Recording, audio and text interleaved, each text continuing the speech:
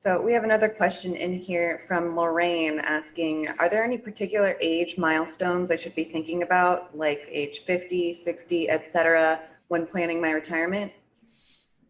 Well, in terms of planning retirement, one blanket question would, suggestion would just be, as soon as possible. As that, no matter what age you are, having a good, solid financial plan for your retirement. It isn't as hard as you think, actually. Eason helps me with those. Some emails going back and forth. We get the plan together, and then every 6 months we just take a look at that.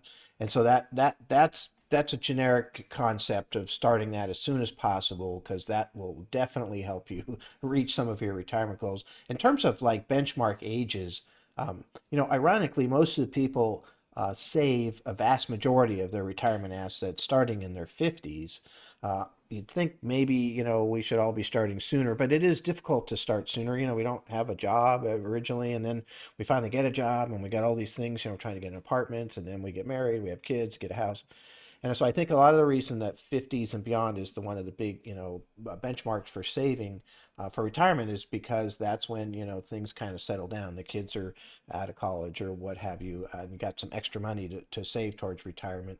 But age 62 is when you can first take Social Security. Age 65 is when Medicare starts. So that's actually a really big age to understand because if you retire before 65, you're going to have to cover your own insurance, what we call private insurance or COBRA or whatever it is, can be quite expensive. So it's something if you retire at 60, you're going to have to cover your own insurance for 5 years, and then you'll get qualified for Medicare and the supplements. And it's a lot less expensive than the private insurance.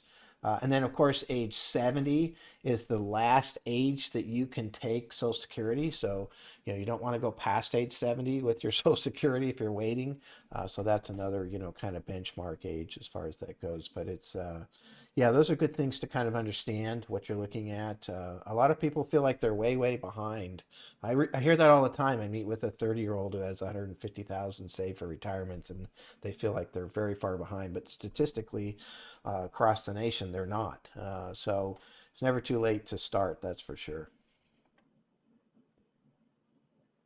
So going off of that, what about age 72? Is there any kind of a special thing with that? Yeah, that's when you start to have to take money out of your IRAs, your 401ks, your 403bs, all of these retirement plans.